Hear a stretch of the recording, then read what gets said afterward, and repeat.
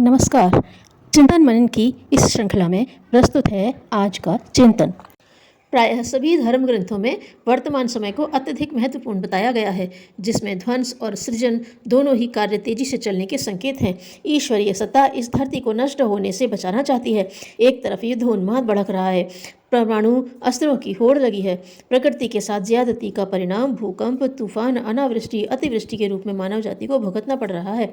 समुद्र भी अपनी मर्यादा छोड़कर तूफान के रूप में अपना आक्रोश व्यक्त कर रहा है। पापाचार, अनाचार, जीव हत्याओं से धरती कांप उठी है। ऐसी संकट की घड़ी में सामूहिक धर्मानुष्ठान के रूप में प्रार्थना ही मानव जाति के लिए रक्षा कवच का कार्य कर सकती है। एक दिन भर मन से जप और शरीर से कार्य करने का व्रत निभाना चाहिए। खाना खाते समय 3 बार गायत्री मंत्र बोलकर भगवान को भोग लगाकर प्रसाद ग्रहण करने की भावना करें। स्नान करते समय गंगा स्नान की भावना करें। हर क्षण दिव्य भावनाओं और दिव्य चिंतन से मन को प्रभु के चरणों में समर्पित रखें। परम पूज्य गुरुदेव ने व्यक्तिगत जीवन साधना के अंतर्गत प्रातः आत्मबोध तथा सायं तत्वबोध साधना की विधि बताई है, जिसे नियमित करना चाहिए। आत्मबोध की साधना। प्रातः बिस्तर पर उठते ही भावना करें कि आज मेरा नया जन्म हुआ है। मात्र एक दिन का ही जीवन है। इस दिन का बहुत ही अच्छा उपयोग हो, ताकि हम रात्रि को सोते समय गर्व कर सकें कि आज हमने अपने जीवन का सदुपयोग किया है, ईश्वर के सच्चे राजकुमार कहला सकें। भावना करें कि एक ही दिन का हमारा जीवन है। श्रेष्ठ महापुरुषों जैसा जीवन जीकर इस सुर दुर्लभ मनुष्य तन पाने के सौभाग्य को गरिमा प्रदान करें।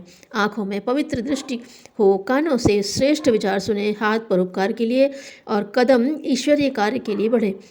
मुंह से मधुर वचन बोलें और बीड़ी, सिगरेट, पान, तंबाकू, मांस, शराब आदि का सेवन नहीं करें। एक दिन का जीवन दोष दुर्गुण रहित पवित्र जीवन जिएं। तत्वबोध की साधना। तत्वबोध साधना के लिए रात्रि को सोते समय जब निद्रा देवी की गोद में जाने की घड़ी आए, तब भावना करनी चाहिए कि आज का जीवन समाप्त हुआ।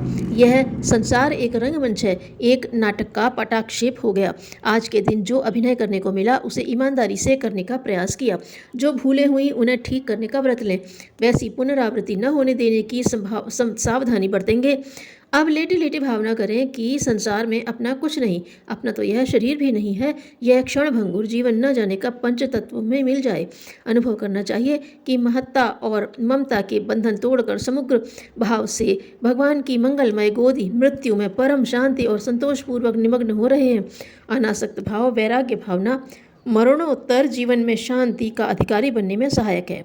हर रात को एक मृत्यु मानने से लोभ और मोह का निराकरण होता है, और हर दिन को नया जन्म मानने से जीवन में आदर्शवादिता एवं उत्कृष्टता का समावेश कर कर्मयोगी जीवन बनाने में सहायता मिलती है। बुद्ध का अंतिम संदेश। बुद्ध का अंतिम दिन था। आनंद छाती पीट पीट कर रोने लगा और बोला, प्रभु आप तो जा रहे हैं, मेरा क्या होगा? बुद्ध ने कहा, आनंद पागल मत बनो। मुझसे पहले कितने ही बुद्ध हो गए और मेरे बाद अनेकों होंगे। यह सिलसिला कभी समाप्त नहीं होगा। यदि तू सीखने में कुशल है तो किसी से भी सीख लेना। तू 40 वर्ष तक मेरे साथ रहा। तू कहता है कि मुझे ज्ञान नहीं हुआ, मैं जा रहा हूँ। उस दिन कह रहा है कि अब क्या होगा? यदि 40 साल में तुझे ज्ञान प्राप्त नहीं हुआ तो 40 जन्मों में भी तेरी क्या समझ में आएगा? हो सकता है मेरे होने के कारण तेरे सीखने की क्षमता क्षीण हो गई हो। तू समझता था कि गुरु मिल गए, सब कुछ मिल गया। मिलना ही पर्याप्त नहीं, तुझे भी बदलने की ज़रूरत थी, बनने की ज़रूरत थी। संभव है मेरे न रहने पर तू बुद्धत्व को प्राप्त हो। और इतना कहकर बुद्ध ने अंतिम सांस ली। कहते हैं कि आनंद को बुद्ध के जाने के बाद ही परम ज्ञान उपलब्ध हो सका। धन्यवाद।